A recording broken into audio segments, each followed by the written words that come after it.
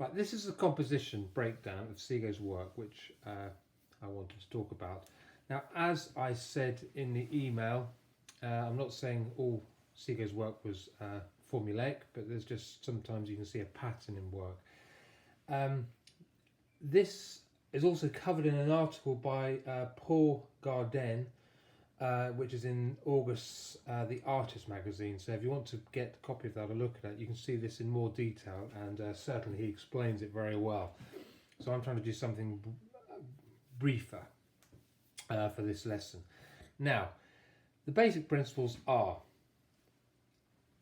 third or a quarter of this side is where the focus point is. So see that line there, that's something we're sort of looking at, a main area of focus. Okay, it could be, you know, third to a quarter, but you know, that's like a dividing line.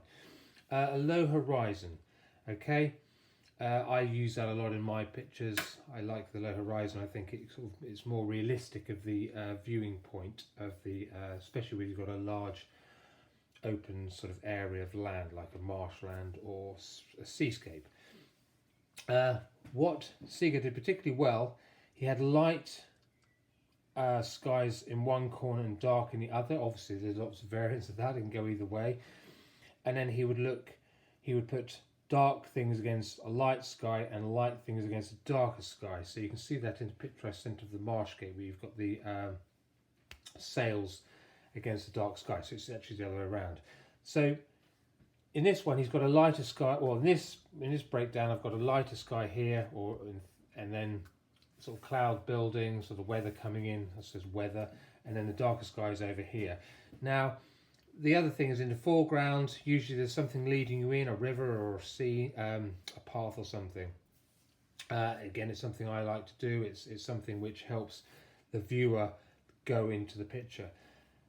The final thing I want to say is on your picture I sent you of the Lammas Church, I've cropped it and all the colours are fairly neutral. There's no sort of, it was a flat light, and that's deliberate because I want you to build a composition.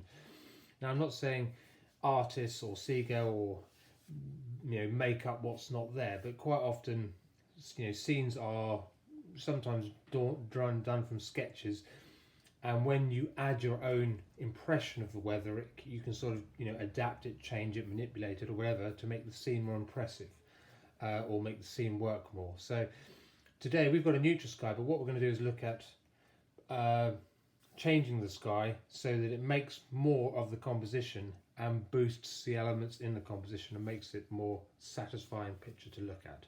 So that's an explanation of this. If you can sort of get your head around that for the next sort of few minutes, in about 10 or 15 minutes time, I'll post the first little video of what we're going to do, how we're going to break this down. It's a bit like sort of a demonstration. Okay.